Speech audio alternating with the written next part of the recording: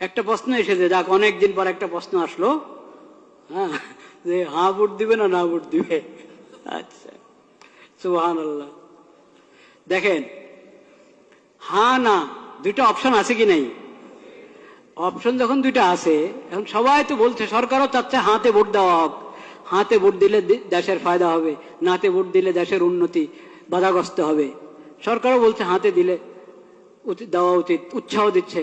অনেক দলকে দিয়ে বলানো হচ্ছে, বা অনেক দল নিজেরাও স্বতঃস্ফূর্ত বলছে হাতে ভোট দেওয়া হোক। কিন্তু অপশন যখন দুইটা আছে, এর মানে নাতে ভোট দেওয়ার অধিকার আছে কি নাই? আছে, নাহলে তার দরকার নেই ভোটের। হ্যাঁ না দুটো যখন আমাকে দেখাচ্ছেন যে হাতে ভোট দাও বা নাতে ভোট দাও, এর মানে অধিকার দেওয়া আছে সরকারের পক্ষ থেকে। আপনি নাতেও দিতে পারেন, হাতেও দিতে পারেন। নাতে দিলে এটা অপরাধ হবে না, দণ্ডনীয় অপরাধ হবে নাকি নাতে দিলে? তাহলে হ্যাঁ না দুইটার ভোট অপশন রাখলো কেন? আপনি বুঝতে হবে আপনি কি করবেন। বাধ্য হয়ে দিবেন না ভোট, নিজেকে বাধ্য মনে করবেন না যে আমাকে হাতেই দিতে হবে। বাধ্য করে না কেউ আপনাকে, কিন্তু এক ধরনের যন্ত্রণায় ফেলেছে আমাদেরকে। নির্বাচন কমিশন হোক, সরকার হোক, বিদেশিরা হোক, আমাদেরকে এক ধরনের কিসের মধ্যে ফেলেছে? যন্ত্রণায়, পেরেশানিতে ফেলেছে। দেখেন, একটা প্রশ্ন, কথার কথা একটা বোঝার জন্য একটা প্রশ্ন আপনি করলেন, ঢাকা এটা কি বাংলাদেশের রাজধানী না ইন্ডিয়ার রাজধানী? টিক চিহ্ন দিবেন, আপনি হ্যাঁ বা না বলবেন। কি বলবেন? হ্যাঁ। ঠিক আছে, বাংলাদেশ ইন্ডিয়ার রাজধানী, হ্যাঁ বা না, কি বলবেন? না। এখন আপনাকে প্রশ্ন করে, ঢাকা দিল্লি এটা বাংলাদেশের রাজধানী না, কি বলবেন? ঢাকা এবং দিল্লি বাংলাদেশের রাজধানী, দিল্লি এবং ঢাকা ইন্ডিয়ার রাজধানী, কি বলবেন আপনি কোন? তো এখানে যে এরকম করে রেখেছে 5-6টা জিনিস, আপনি হ্যাঁ বললে সবগুলোকে হ্যাঁ বলবেন, না বললে সবগুলোকে কি বলবেন? কেন অপশন নাই? কেন 5 টাকায় আলাদা আলাদা ভোট নেন?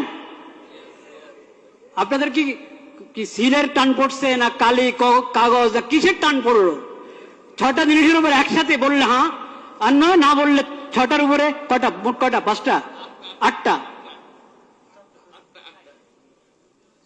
আচ্ছা যাই হোক, যে কটার উপরেই সবগুলোর উপর হ্যাঁ বললে সবগুলোর উপরে হ্যাঁ, না বললে সবগুলোর উপরে কি না? কেন আলাদা আলাদা করে বলেন না কেন? এখন তো মানুষকে মুসিবতে ফেললেন। সে আপনার 4 কথা বা 5 কথা বা যত কথাই আছে, কথার কোনোটার সাথে একমত, কোনোটার সাথে কিনা একমত না। আলাদা আলাদা থাকলে সে আলাদা আলাদা উত্তর দিত, একটা দিত হ্যাঁ, একটা দিত না। এখন আপনি তাকে বাধ্য করলেন, হ্যাঁ বললে সবগুলোর উপরে বলো, না বললে সবগুলোর উপরে বলো। আমি তো সবগুলোর উপরে হ্যাঁ বলতে পারছি না, আমি তো সবগুলোর উপরে নাও বলতে পারছি না। কেন আমাকে বাধ্য করা হলো?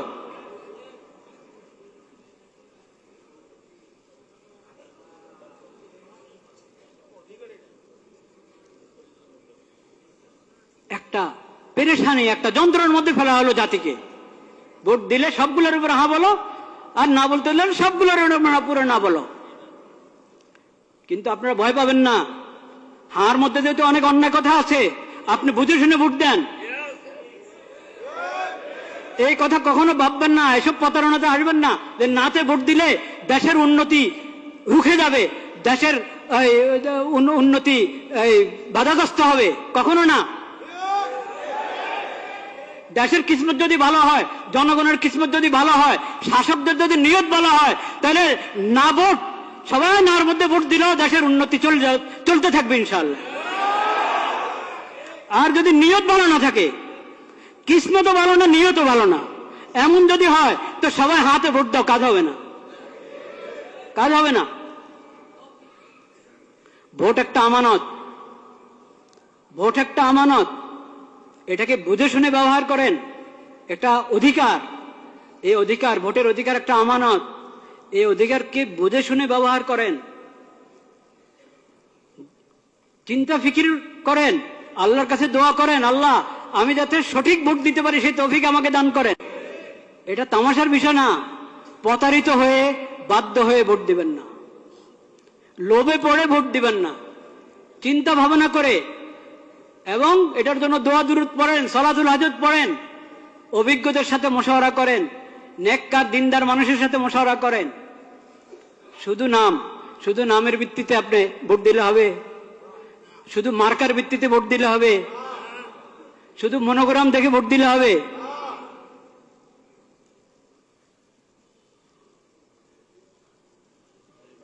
এটা হবে না। চিন্তা ভাবনা করতে হবে। শুধু নাম দিয়ে প্রতারিত হবেন না। ইসলামের নাম ব্যবহার করা হচ্ছে, অনেক দলে ইসলামের নাম ব্যবহার করেছে। তারপর এখন আপনি বলবেন ইসলাম, যেহেতু ওনারা ইসলামের নাম নিয়ে রাজনীতি করছে, ইসলামের নাম নিয়ে ভোটে দাঁড়িয়েছে, নির্বাচন করছে, তাহলে চোখ বন্ধ করে ওদেরকে ভোট দাও। এ কথা বলার সুযোগ নাই, এ কথা বলার সুযোগ নাই। কারণ ইসলামের নাম ব্যবহার করছি আমি, আমার দলের মধ্যে ইসলামের নাম আছে,